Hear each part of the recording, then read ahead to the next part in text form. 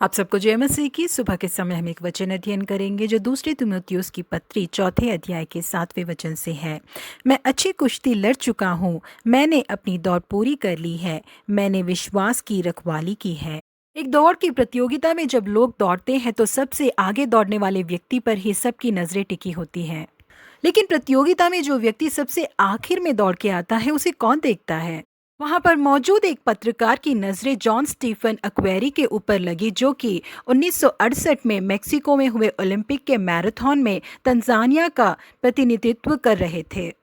वो सबसे आखिर में दौड़ के आए थे। उनके पाँव में बैंडेज लगा हुआ था और उनके पाँव से खून बह रहा था। वो बहुत ज्यादा दर्द में थे और जब तक वो स्टेडियम आकर पहुंचे तब तक अंधेरा हो चुका था। स्टेडियम में कोई भी दर्शक मौजूद ही नहीं थे। दौड़ बहुत ही पहले खत्म हो चुकी थी। सबसे आखिर में आकर जब उन्होंने अपनी दौड़ को समाप्त किया तो उस पत्रकार ने जाकर उनसे बातें की। उस पत्रकार ने उनसे पूछा कि दौड़ तो कब की समाप्त हो चुकी है, फिर आप इतनी मुश्किल से इतनी देर तक क्यों दौड़ कर आए? जिसके लिए जॉन स्टीफन ने कहा कि जिस देश ने मुझे यहाँ पर भेजा है, मैं अपनी दौड़ को पूरी तरह से समाप्त करूं करके ही भेजा है। इसलिए भले ही मैं आखिर में आऊं, अपने दर्द के साथ मैं इस दौड़ को पूरी तरह से समाप्त करूं करके ही मैं यहाँ आया। जी हाँ प्रिय परमेश्वर के लोगों, हमारी मसीह दौड़ भी कुछ इसी तरह से है। जिस आत्मिक जीवन को बहुत ही जोश के साथ हम शुरू करते हैं, उसके बीच में जब मुश्किल और कठिनाइयां आती हैं, उसे देखकर हमें रुक नहीं जाना चाहिए। इस दुनिया की दौड़ में जो खिलाड़ी बाकी खिलाड़ियों को पीछे छोड़कर सबसे आगे आता है, वही इनाम को प्राप्त करता है। लेकिन आत्मिक जीवन में धीरज के साथ दौड़कर जो अपनी दौड़ को पूरा करेगा, उन सभी को इनाम मिलेगा, अनंत काल का जीवन मिलेगा, कभी ना मुरझाने वाला मुकुट मिलेगा। परमेश्वर की आवाज को सुनकर विलियम कैरी भारत सेवकाई के लिए आए। सेवकाई के लिए आते समय ही उनके बेटे की मृत्यु हो गई।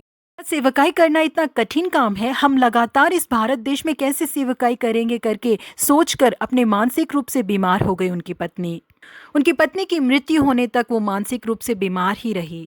उनके जीवन में भले ही बहुत सारे दुख थे, लेकिन परमेश्वर उनके द्वारा कई लोगों को उद्धार में लाएंगे करके ये बात उन्हें आगे बढ़ने के लिए उत्साहित करती रही। भारत के कई भाषाओं में पवित्र शास्त्र का अनुवाद करने के लिए परमेश्वर ने उन्हें बल दिया। विलियम कैरी को जिस लक्ष्य के लिए परमेश्वर ने बुलाया था, वो लगातार उसके ऊपर दौड़ते रहे और उस लक्ष्य को उन्होंने प्राप्त किया। अनेक लोगों ने उनके द्वारा यीशु मसीह को जान लिया। जी हाँ प्रिय परमेश्वर के लोगों, पवित्र शास्त्र में परमेश्वर ने कई लोगों को हमारे लिए दृष्टांत के रूप में रखा है। धर्मी आयुब को अपने जीवन में एक ही दिन में बहुत सारी चीजों को सहना पड़ा था, फिर भी आयुब को जो परमेश्वर के ऊपर विश्वास था, उससे वो बिल्कुल भी नहीं हटे।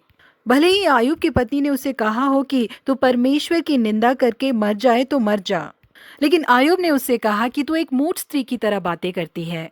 परमेश्वर ने दिया और परमेश्वर ने लिया, परमेश्वर के नाम की महिमा हो करके परमेश्वर ने उन्हें जिस राह पर चलाया, उस राह पर वो दौड़ते रहे और उसी राह पर उन्होंने जय भी हासिल की। उनके परीक्षा के अंत में उनके लिए बहुत बड़ा एक इनाम इंतजार कर रहा था। परमेश्वर ने उन्हें 2 गुना आशीषित किया। जी हाँ प्रिय परमेश्वर के लोगों, जिस परमेश्वर ने आपको बुलाया है वो सच्चे हैं। विश्वास की रखवाली करके अपनी दौड़ को पूरा करने के लिए परमेश्वर आपकी मदद करेंगे। वो हमारे लिए विनती करते हैं, हमारी बलहीनता में हमें बल देते हैं।